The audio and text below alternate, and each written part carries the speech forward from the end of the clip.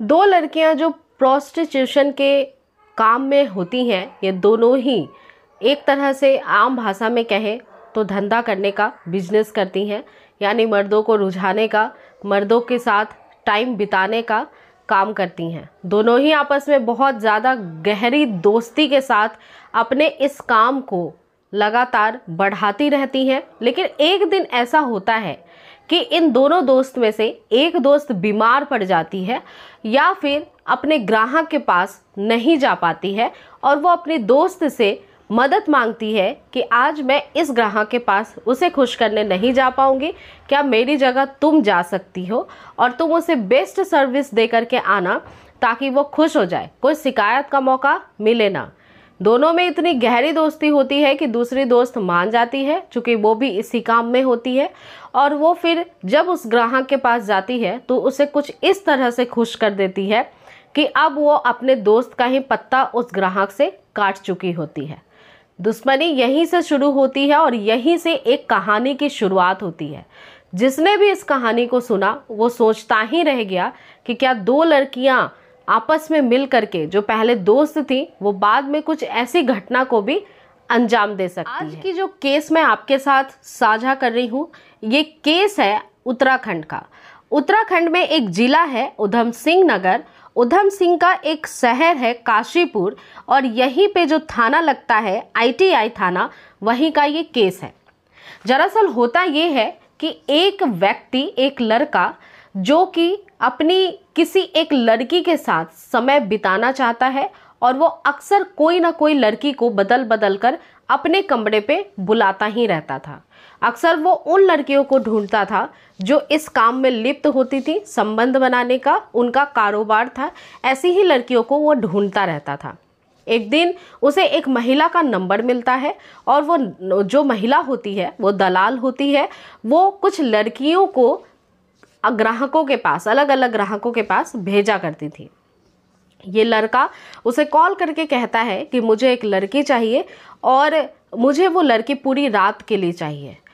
महिला कहती है इसके लिए पैसा थोड़ा ज़्यादा लगेगा, क्योंकि वो एक तरह की दलाल थी। उसने पैसे देने के लिए बिल्कुल राजी हो जाता है। महिला जितना पैसा मांगती है वो उतना ही पैसे पे ये सौदा तय कर लेता है। अब महिला का काम था कि वो उसके व्हाट्सएप पे कुछ लड़कियों की तस्वीर भेजना। वो कुछ लड़कियों की तस्वीर उसे भेजती है, लगभग 10-15 लड़कियों की तस्वीर भेजती है महिला की, लेकिन उसमें से उसे कोई भी पसंद नहीं आती है। फिर दोबारा वो महिला उसे 4-5 फोटो और भेजती है, जिसमें से एक लड़की, एक महिला उसको पसंद आती है। वो कहता है इसी के साथ सौदा तय कर दो और इसे तयशुदा जगह पे, जिसको मैं बताने वाला हूँ तुम्हें, वहाँ पे उसे भेज देना। ये लड़की मेरे साथ पूरी रात रहेगी और उसके साथ मैं जो चाहूँ वो कर सकूँ, ऐसी ही लड़की भेजना जो मुझे खुश कर सके। अब वो जो महिला होती है, जो दलाल होती है, वो मान जाती है और बोलती है ठीक है, मैं आपके जो टाइम आप बता रहे हो और जो जगह आप बता रहे हो वहाँ पे इस लड़की को भेज दूँगी। ये एक होटल का कमरा होता है जहाँ पे इस लड़की को भेजना होता है। तयशुदा टाइम पे वो लड़की वहाँ पे पहुँच जाती है, और जब वो पहुँचती है और जब सामने कमरे का गेट खोलती है तब अंधेरा होता है। वो रोशनी जलाती है और सामने बैठे हुए शख्स को जब देखती है तो उसकी आंखें फटी की फटी रह जाती है। सामने बैठा हुआ जो शख्स था वो उसी का पति था। पति को देखते ही वो घबरा जाती है और वो उससे पूछती है कि तुम यहाँ पे क्या कर रहे हो।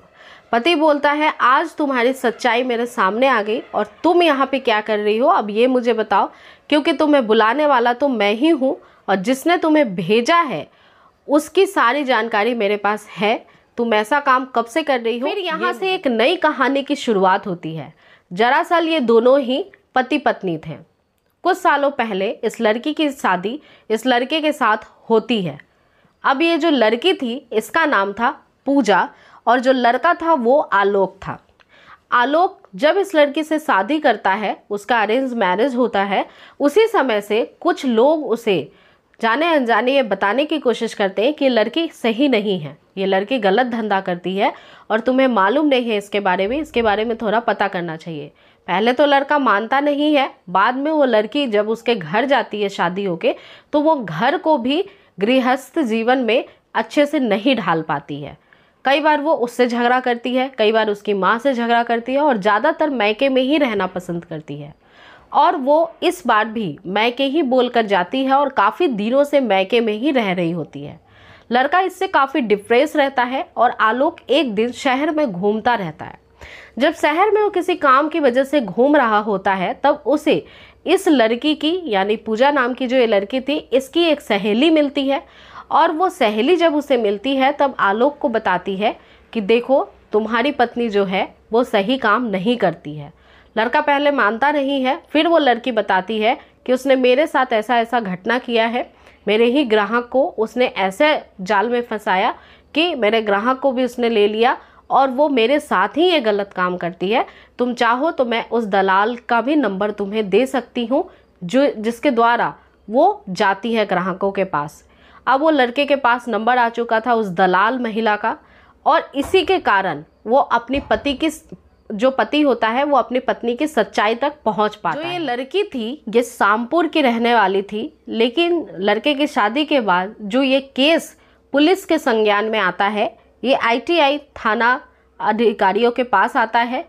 जब ये दोनों होटल में मिलते हैं तो पहले तो बात शुरू करते हैं, लेकिन फिर झगड़ा करने लगते हैं, एक दूसरे पे इल्ज़ाम लगाने लगते हैं कि तुम्हारी वजह से मैं यहाँ पे आया, और वो कहती है मैं तुम्हारी वजह से यहाँ पे आई, मैं तुम्हारी सच्चाई देखना चाहती थी, वो कहता है मैं तुम्हारी सच्चाई देख रहा था। ऐसे करते करते झगड़ा इतना बढ़ जाता है कि होटल में भीड़ लग जाती है उस कमरे के बाहर। सबको जब पता लगता है कि ये पति पत्नी है तो लोगों को यही लगता है कि ये आपसी विवाद है, पारिवारिक मामला है, इसमें कोई भी हस्तक्षेप नहीं करता है। पर झगड़ा इतना ज़्यादा बढ़ता जाता है कि अब पुलिस को सूचित किया जाता है।